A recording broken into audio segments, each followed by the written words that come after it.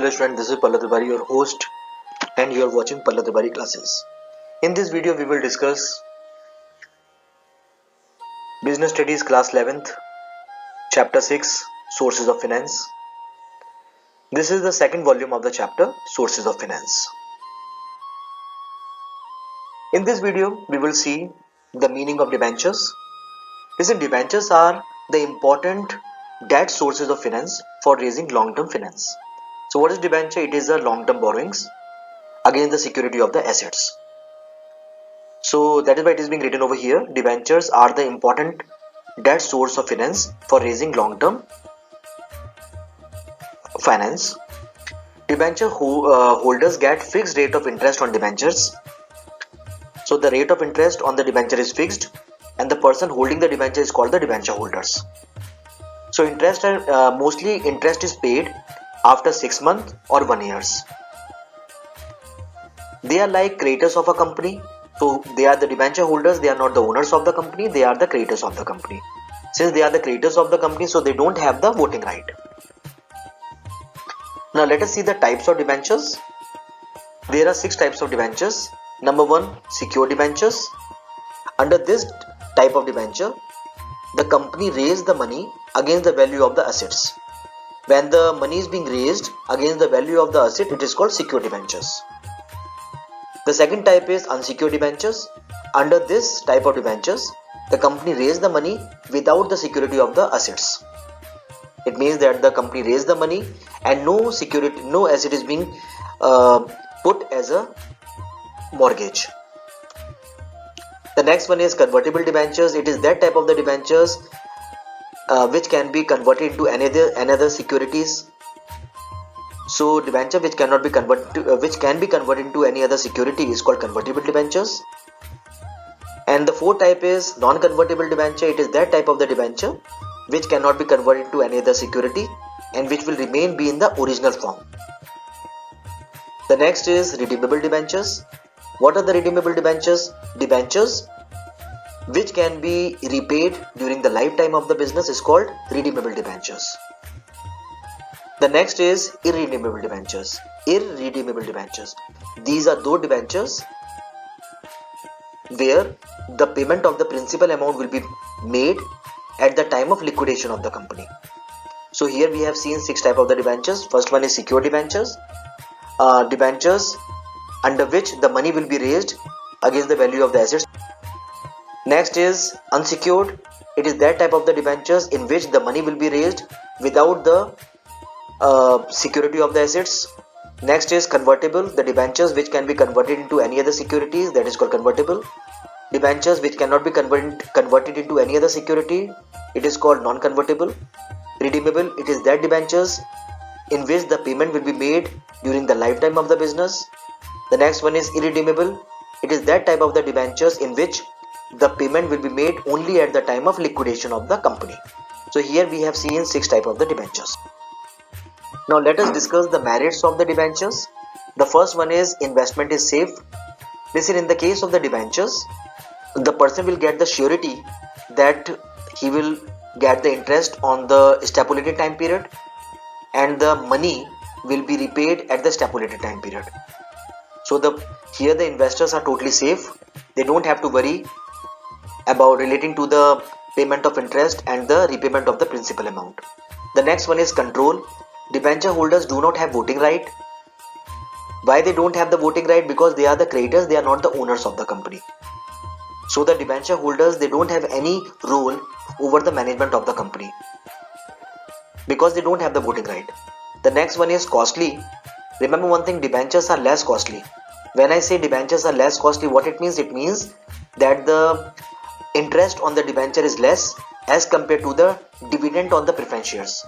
So the debentures are less costly. Why? Because the consideration is less over here. The next one is tax saving. When I say debentures are tax saving, what it means? It means that in the case of the debentures, the person is in the position, or the company is in the position to save the tax. The question is how the company can save the tax, because in the case of the debentures, the interest will be made or interest will be paid before the payment of income tax. What it means? It means firstly, out of the net profit, firstly the company pay the interest. After paying the interest, the leftover profit will be less, and with that profit which is being left after the payment of interest, the income tax will be paid. So in this way the company will be in the position to save the tax. The next one is limitations. Let us discuss the limitations. The first is fixed obligation. When I say fixed obligation, what it means? It means there is a greater risk when there is no earning, because interest on the debenture has to be paid if the company suffer loss or profit. So it's a fixed obligation on the company. The next is charge on asset. When I say charge on asset, what it means? It means that the company has to mortgage its assets to issue the debentures. Because of which what happens? It means that if the company is in the need of any further loan, then the company don't have any asset left to raise the money against the charge. So here the main drawback is that the assets of the company will be on charge, and it becomes difficult for the company to raise the money further. The next is reduction on credibility. When I say reduction in credibility, what it means? With the new issue of debentures, the company's capability to further borrow reduces.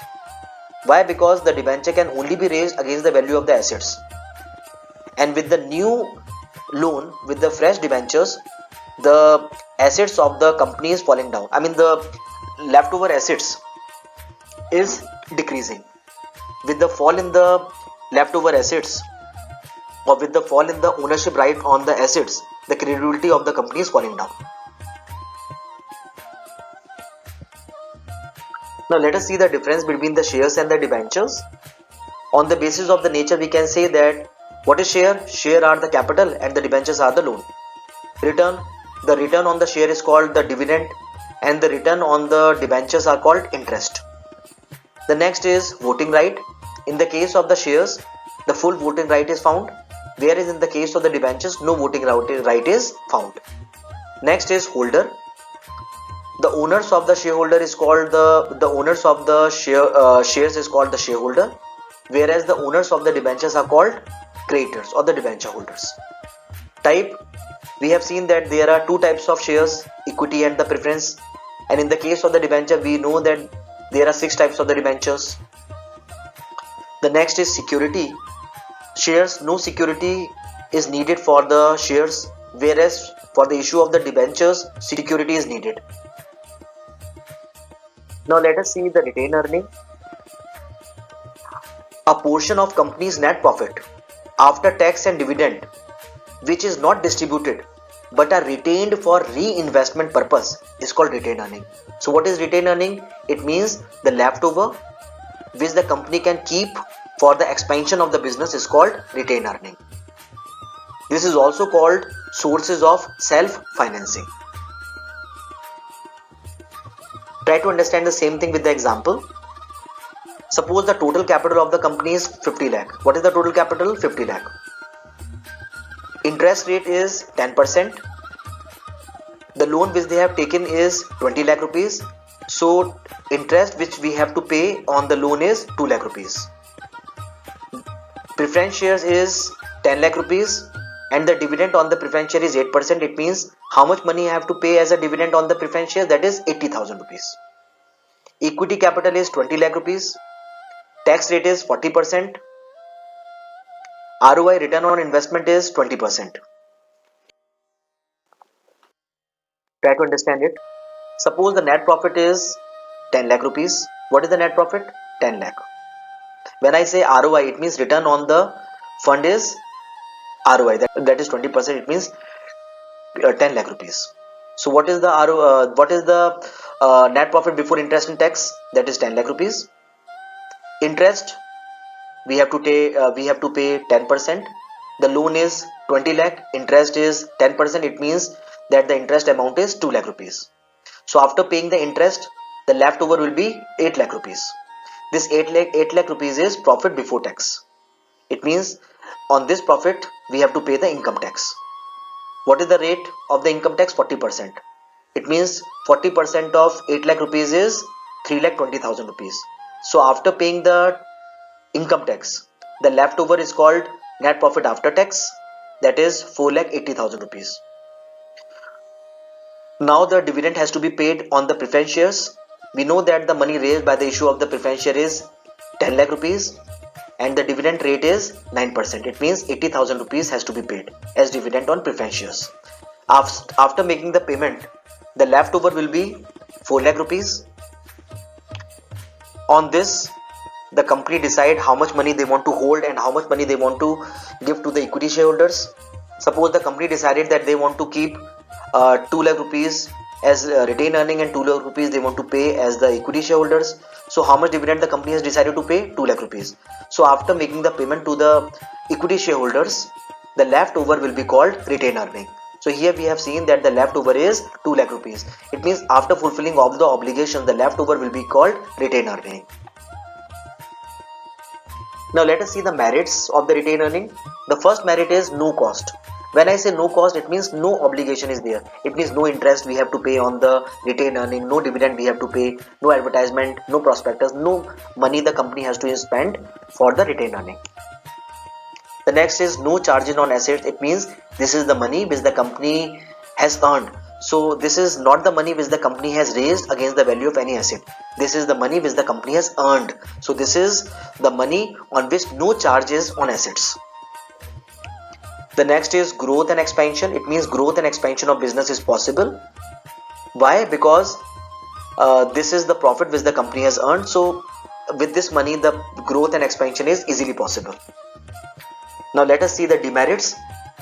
The first demerit is uncertain sources. It is uncertain source of fund. Why? Because it is available only when profit are high. So surety is not there. The next is dissatisfaction among the shareholders. We have seen that this is the retained profit causes dissatisfaction among the equity shareholders. Why? Because their margin of profit is being held by paying less dividend to the equity shareholders. So the equity shareholders mostly feel dissatisfied. Now let us see public deposits. Let us see what is public deposits. The deposits that are raised by the company directly from the public. Money raised by the company directly from the public is called public deposits. The rate of interest offered on the public deposits are higher than the interest on bank deposits. This is regulated by RBI and cannot exceed 25% of the share capital and reserve. It means that the money which can be raised by the public deposit cannot exceed 25% of the share capital or the reserve. Now let us see the merits. The first is no charge on assets. So the money raised through the public deposit is free from all the charges on assets. It means the money raised on public deposit is unsecured money. The next is tax saving. Interest paid on the public deposit is tax deductible. Hence the tax saving is possible. The next one is simple procedure. The procedure of opting the money through the public deposit very simple. No formality is there or less formality is there. Next is control. They do not have voting right. The money raised through the public deposits or the person who has given the money to the company through public deposits, that very person don't have the voting right. Rather, they are the creditors of the company, unsecured creditors of the company. Now let us see the limitations. The first is for the shorter term finance. The money raised through the public deposit is for the shorter period only. The company cannot raise the money through the public deposit for the longer period. But to meet out the day-to-day requirements or to meet out the working capital requirement of the company raised the money through the public deposits. The next is limited fund. The quantum of public deposit is limited. It means only limited money can be raised through the public deposits. How much? 25% of the share capital of free reserve. The next is not suitable for new company. Listen, the money cannot be raised through the public deposit by the new company. Why? Because public don't have the faith on the new company. So it is impossible for the new company to raise the money through public deposits. Now let us see the next topic, that is commercial banks. Let us see what is commercial bank. Commercial banks give loan and advances to business in the form of cash credit, overdraft loans and discounting bills. The rate of interest on bank loan is fixed. Now let us see the merits. Firstly, timely assistance. It means commercial banks provide timely financial assistance to business. Mostly the commercial bank gives medium term and short term loan to the business houses. The next is secrecy. Secrecy is maintained about loan taken from the commercial banks. I mean, it will not be leaked out that the company has taken the money from the bank. The next is easier source of finance. Formality is very less, cost is very less, so it is the easiest way to raise the money. Let us see the limitations and the demerits. The first is short term and the medium term. It means commercial bank only gives the short term and the medium term loans. But if the company is in the need of the long term loan, then the commercial bank, I mean, this is not the option. The company cannot rely on the commercial banks because the commercial bank will not give loan for the longer period. Next is charge on assets. Another drawback is that the money will be raised against the value of the assets. So there will be a charge on assets when we approach and take the loan from the commercial banks. Now let us see the next thing, that is the financial institutions. The state and the central government have established many financial institutions to provide finance to companies. They are called development banks. These are IFCI, ICCI, IDBI, LIC and UTI, etc. Let us see the merits. First is long-term finance. Financial institutions provide long-term finance which is not provided by the commercial banks. Second is managerial advice. They provide financial, managerial and technical advice to the business firms. The third is for easy installment. Loan can be made in easy installment. It does not provide to be much of a burden on business. The next is easy availability. The funds are made available even during the period of depression, so the availability is very easy. Let us see the limitations. First is more time consuming. The procedure for gathering loan is time consuming. The second one is restrictions. Financial institutions place restrictions on companies' board of directors. It means when the company borrow the money from the financial institutions, then the interference of the financial institution start increasing in the company. The next is international source of business finance. The first one is commercial banks. Commercial banks provide foreign currency loan for business all over the world. Standard Chartered Bank is an important organization for foreign currency loan to the Indian industry. The next one is international agencies and development banks. A number of international agencies and development banks, for example IFC, ABD, provide long-term loans. The next is international capital market. It includes GDR, ADR, ID, RS, etc. Now let us see the GDR.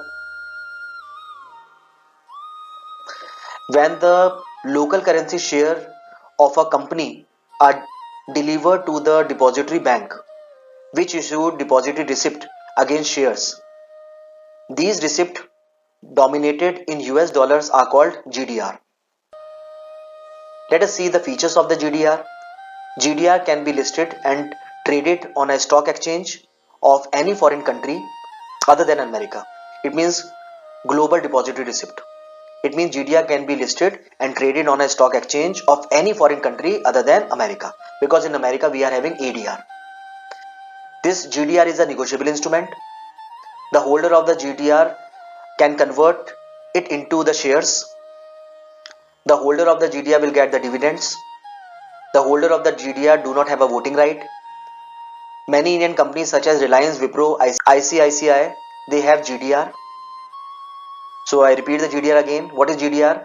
It means global depository receipt. When the local currency shares of a company are derived to the depository bank, which issue depository receipt against shares. I mean the shares will be given to the bank and the bank will issue the global depository receipt. These receipts dominated in the US dollar are called GDR. Now let us see ADR. It is the same like the GDR. The only difference is it is the American depository receipt. The depository receipt issued by a company in USA are called the ADR. The features: it can issue only in American citizen. It can be listed and traded in American stock exchange. Indian companies such as Infosys, Reliance issued ADR. Let us see the difference between ADR and GDR. It is listed in American Stock Exchange. It is listed anywhere in the world. Liquidity, it is more liquid, it is less liquid. Next is shareholders. Only the American citizens are the shareholders. All over the world, citizens are the shareholders of GDR. Now let us see the next thing, that is the foreign currency convertible bonds, FCCBs. The foreign currency convertible bonds are issued in a foreign currency and carry a fixed interest rate. These are listed and traded in the foreign stock exchange and similar to the debentures. The next is IDR, that is Indian Depository Receipt. Indian depository receipts are like GDR and ADR, except that the issuer is a foreign company raising funds from Indian market. IDR are rupee dominated. Let us see the procedure. Firstly, the foreign company hand over the shares to overseas custodian bank. The overseas custodian bank requests Indian depository to issue shares in the form of IDR. The Indian depository convert the issues which are in the foreign currency to IDR and into Indian rupee. Lastly, the IDR issue them to the intended investors. Now let us see the features of IDRs. The IDRs are issued by any foreign company. IDR can be listed on any Indian stock exchange. A single IDR can represent more than one shares. The holder of the IDR have no voting right. The IDR are in rupee dominated. Let us see the advantages. It provides additional investment opportunity to Indian investors for overseas investment. It satisfies the capital needs of foreign companies. It provides listed facilities to foreign companies to list on Indian stock equity market. It reduces the risk of Indian investors who want to take their money abroad. Now let us see the next thing, that is the intercorporate deposits. Intercorporate deposits are unsecured short-term deposits made by one company with another company. Let us see the type of intercorporate deposit. There are three. It is of three types. First is 3-month deposits, 6-month deposits, and call deposits. Let us see the features. These transactions take place between two companies. These are short-term deposits. These are unsecured deposits. Then these are generally completed through brokers. These deposits have no organizational market. There are risk deposits from the point of view of the lenders.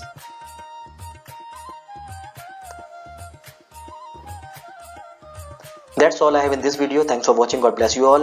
Dear viewers, if you have not subscribed my channel, please subscribe the channel and don't forget to